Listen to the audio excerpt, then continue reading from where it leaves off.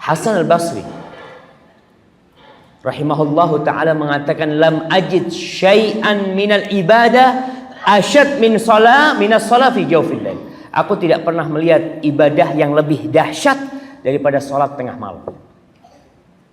Bahkan Nabi berpesan kepada malaikat Jibril berpesan kepada Rasulullah sallallahu alaihi wasallam.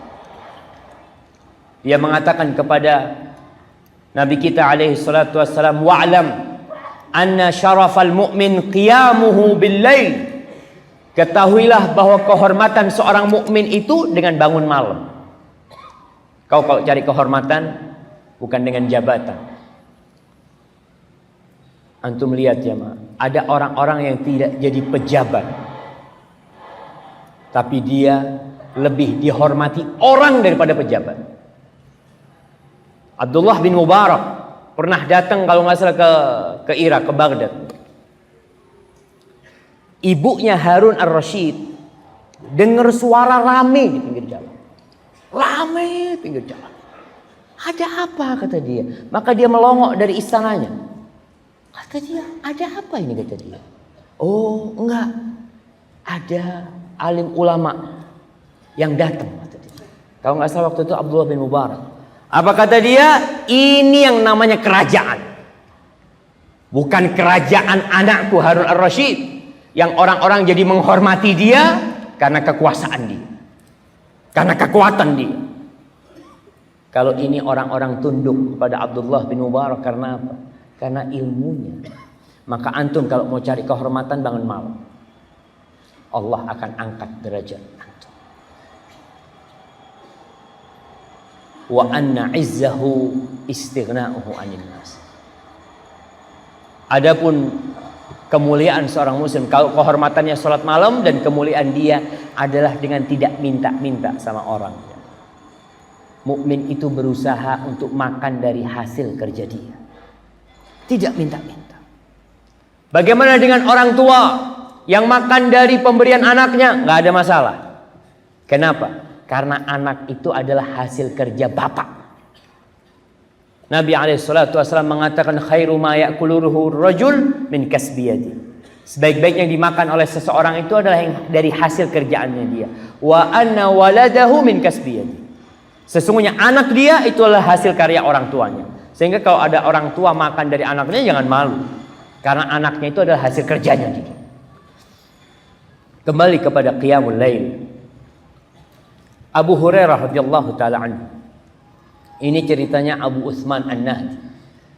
Dia mengatakan, aku pernah bertamu di rumahnya Abu Hurairah 7 malam. Fakana huwa wa imra'atuhu wa khadimuhu. Abu Hurairah itu setiap malam dia bersama istrinya dan bersama pembantunya. Yaqsimuna al-lail thalatha. Malam hari itu dibagi 3. Yusalli hadza tsumma yuqidu hadza. Jadi malam hari dibagi 3. Orang pertama sholat, selesai sholat, sepertiga malam dia sholat, dia bangunkan yang kedua. Yang kedua bangun, sholat. Nanti ketika dia sepertiga sudah sholat, dia bangunkan yang 3. Inilah rumah akan menjadi penuh dengan cahaya tatkala kita menerangi rumah kita dengan sholat malam jemaah. Yang nggak bisa sholat malam ya sholat duha lah. Umar bin Khattab radhiyallahu taala anhu, dia memerintahkan Ubay bin Ka'ab dan Tamim ad-Dari untuk jadi imam di bulan Ramadan. 2 orang imam. Fakana al-qari' yaqra'u bil mi'in. Tuh yang jadi imam baca 1 rakaat ya dengan 100-an ayat baca.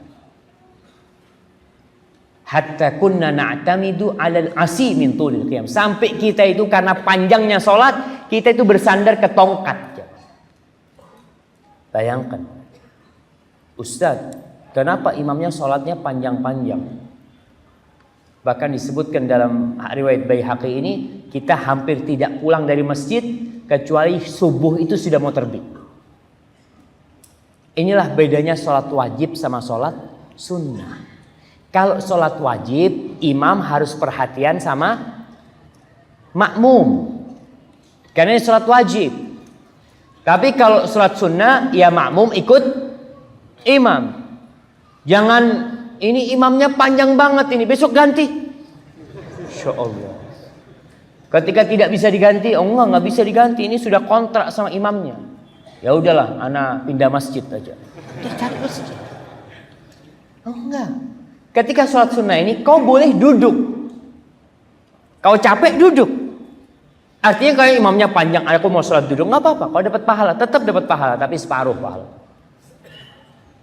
Karena berdiri dalam sholat sunnah itu tidak termasuk rukun, tapi berdiri dalam sholat wajib itu masuk rukun. Maka imam harus perhatian sama makmumnya.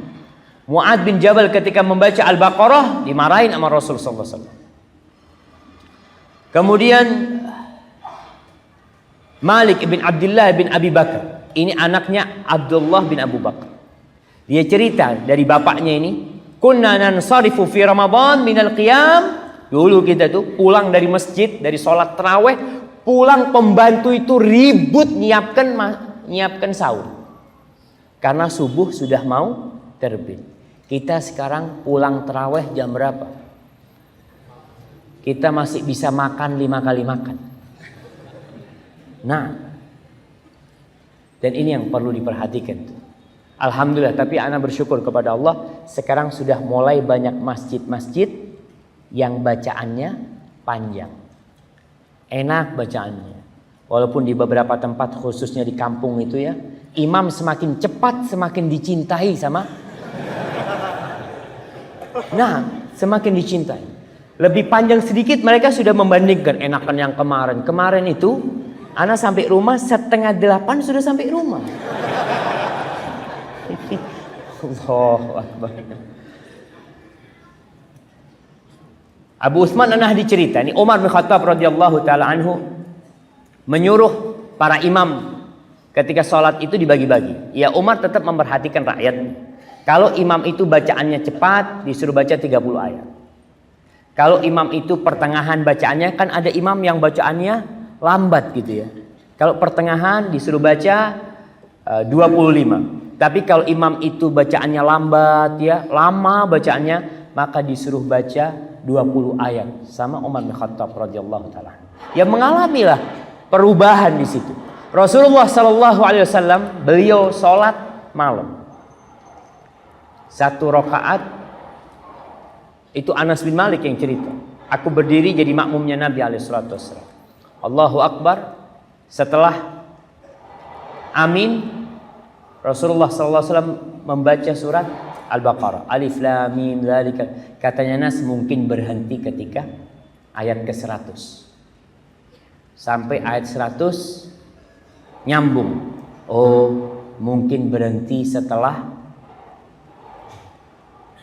akhir ayat surat Al-Baqarah. Amanar Rasulu sampai terakhir itu, la yukallifullahu nafsan wus'aha. Ternyata setelah Al-Baqarah lanjut. Disebutkan lanjut An-Nisa.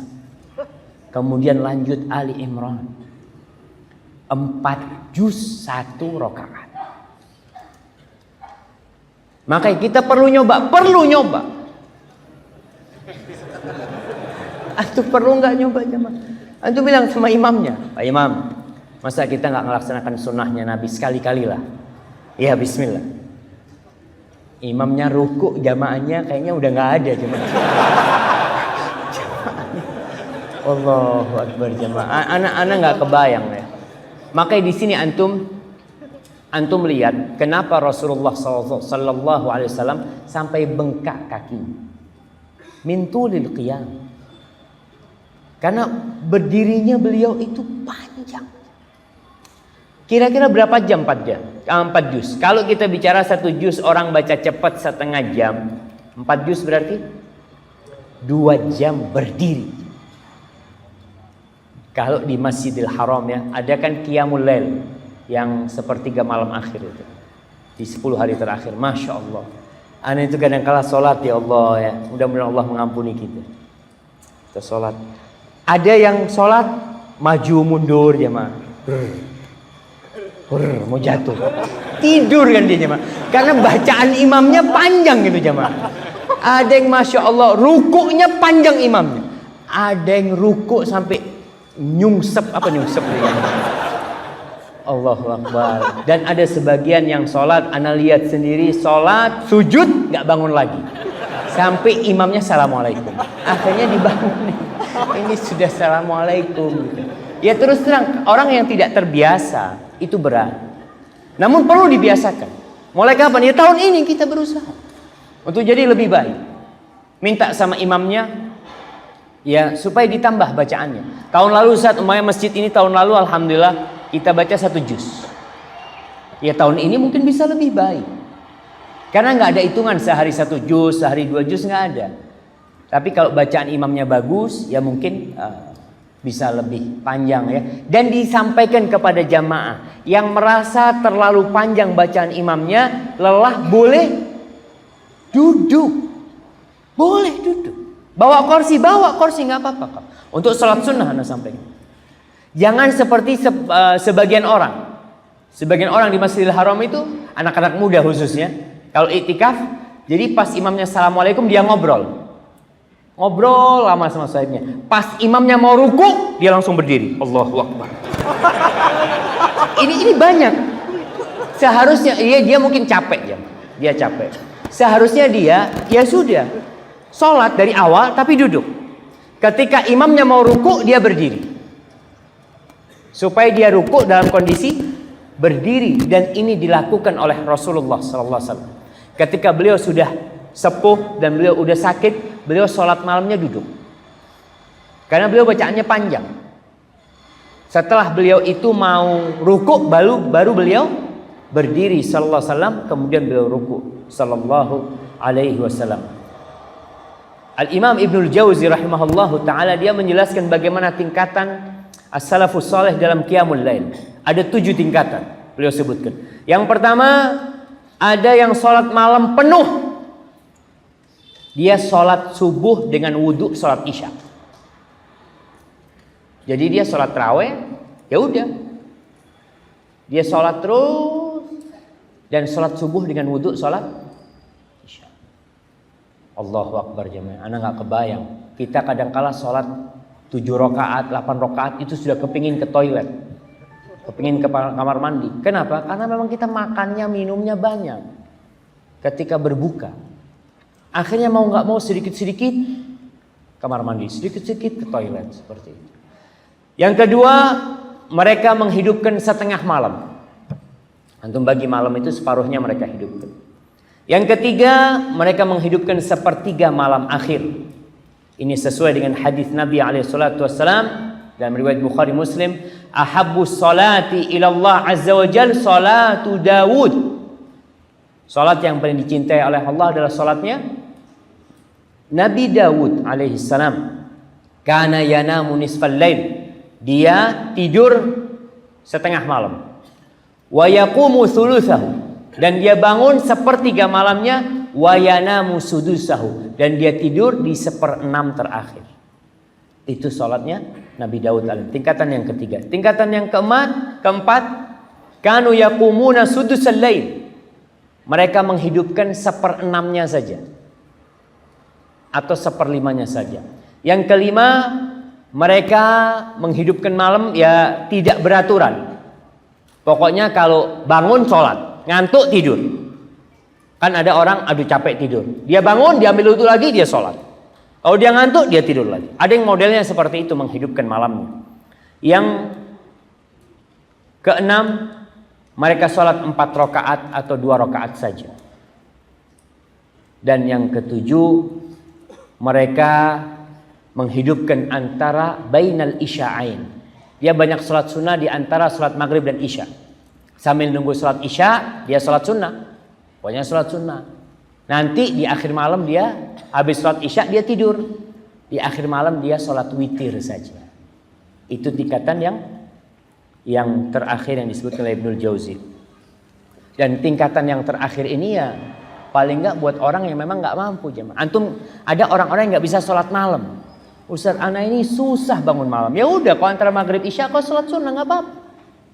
Memang ada hadis-hadis yang mengatakan barang siapa yang sholat 12 rakaat antara maghrib dan isya akan mendapatkan pahala yang berlipat-lipat ganda ya. Bahkan disebut salatul awabin, namun hadisnya itu lemah.